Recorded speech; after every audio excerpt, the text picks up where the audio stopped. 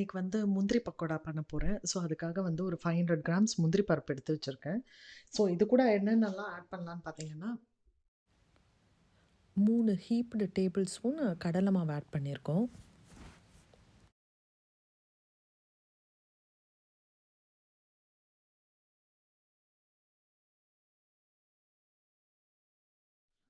இதை வந்து அப்படியே லைட்டாக மிக்ஸ் பண்ணிக்கலாம்.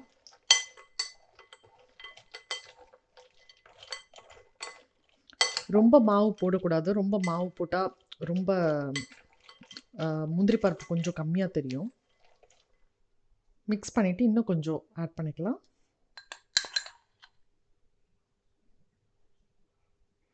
ஸோ 1/2 கப் மாவு வந்து போட்டிருக்கேன், கடலை மாவு. இது கூட பார்த்தீங்கன்னா ஒரு 4 டேபிள் ஸ்பூன் வந்து அரிசி மாவு ஆட் பண்ண போகிறேன்.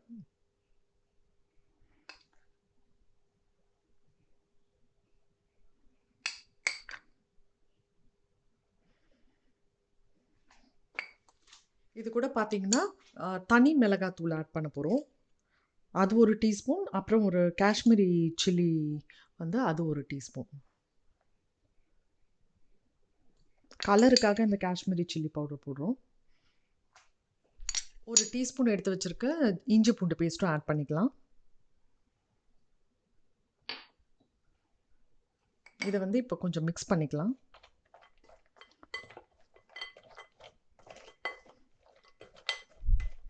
இது கூடவே கொஞ்சம் எள்ளும் ஆட் பண்ணிக்கலாம். எள்ளு வந்து கொஞ்சம் நல்ல டேஸ்ட்டு கொடுக்கும்.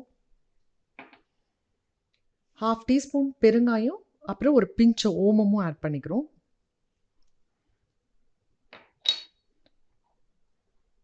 ஒரு குட்டி பச்சை மிளகா வந்து இந்த மாதிரி குட்டி குட்டியாக ஸ்லைஸ் பண்ணி வச்சுருக்கேன். ஸோ அதுவும் கருவேப்பிலையும் ஆட் பண்ணிக்கலாம்.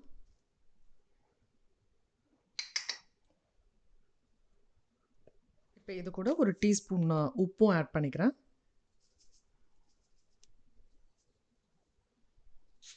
இது வந்து கொஞ்சம் கொஞ்சமாக தண்ணி ஊற்றி இதை வந்து மிக்ஸ் பண்ண போகிறோம்.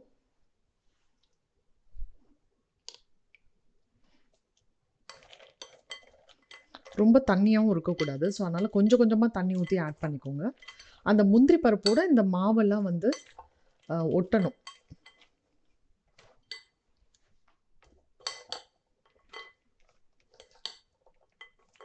ஸோ தண்ணி கொஞ்சம் கொஞ்சமாக ஆட் பண்ணி இந்த மாதிரி எல்லா மசாலாவும் வந்து இந்த முந்திரி பருப்பில் ஒட்டியிருக்கும் பார்த்தீங்கன்னா. ஸோ கருவேப்பிலை கூட நல்லா இருக்குது பாருங்கள். ஸ்டிக்கியாகவும் இருக்கணும். இப்படி தனியாக எண்ணெயில் போடும்போது தனித்தனியாகவும் விழணும்.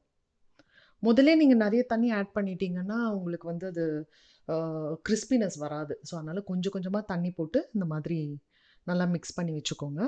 இது வந்து ஒரு 10 மினிட்ஸ் ஊறட்டும். அதுக்குள்ளே நம்ம எண்ணெயை காய வச்சிடலாம். எண்ணெய் வந்து ஒரு மீடியம் ஹீட்டில் காஞ்சிட்ருக்கு. ஸோ நம்ம ஃபஸ்ட்டு இந்த மாதிரி கருவேப்பிலையை போட்டு எடுத்துட்டோன்னா அந்த ஃப்ளேவர் வந்து இதில் இறங்கிடும்.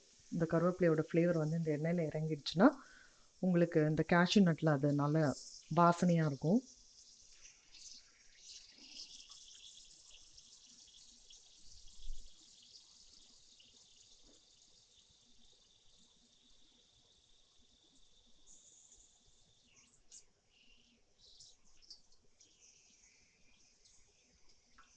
இப்போ நம்ம கேஷ்யூ இதிலே போட ஆரம்பிச்சிடலாம்.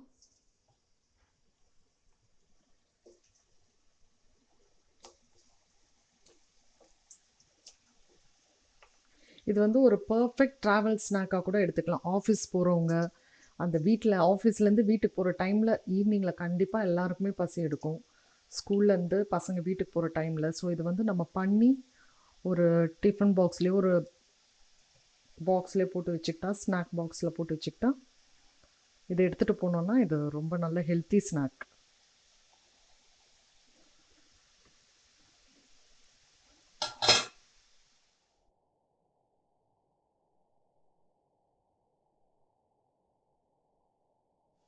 இதை கொஞ்சம் கிளறி விடலாம். இது வந்து மீடியம் ஹீட்டில் தான் குக் பண்ணணும். நீங்கள் ரொம்ப ஹை ஹீட்டில் வச்சாலையும் ரொம்ப ஓவராக குக் ஆகிடும், உள்ளே குக் ஆகாது. ஸ்லோவாக பண்ணாலையும் கரெக்டாக பர்ஃபெக்டாக வராது. ஸோ அதனால் மீடியம் ஹீட்டில் வச்சு பண்ணுங்கள். நல்லா கோல்டன் ப்ரௌன் ஆகிட்டே வருது.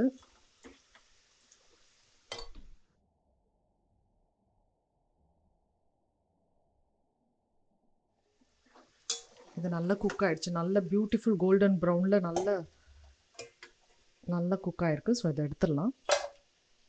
இந்த மாதிரி ஒரு டிஷ்யூ பேப்பர் போட்டு எடுத்து வச்சுக்கலாம். ஸ்மெல் ரொம்ப நல்லா இருக்குது. ஸோ அந்த கேஷ்யூ வந்து ரோஸ்ட் ஆனாலே ஒரு நல்ல ஸ்மெல், வாசனை ஸ்மெல். இது வந்து கொஞ்சம் ஆறினோடனே கொஞ்சம் ஏர் டைட் கண்டெய்னரில் போட்டு வச்சிடலாம். இல்லை ஜிப்லாக் கவர் இருந்தால் ஜிப்லாக் கவர்லேயே போட்டு வச்சுருங்க.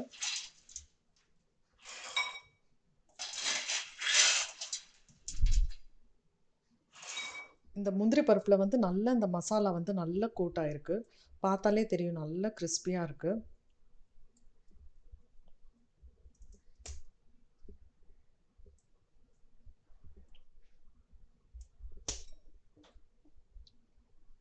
முந்திரி பக்கோடா ரொம்ப நல்லா வந்திருக்கு. நீங்களும் வீட்டில் ட்ரை பண்ணி பாருங்கள், கண்டிப்பாக உங்களுக்கு பிடிக்கும். இதோட இன்க்ரீடியன்ட்ஸ் மெஷர்மெண்ட்லாம் வந்து கீழே டிஸ்கிரிப்ஷன் பாக்ஸில் இருக்குது, நீங்கள் செக் பண்ணி பார்த்து பண்ணிக்கலாம். என்னோட மற்ற வீடியோஸையும் பாருங்கள். தேங்க்யூ.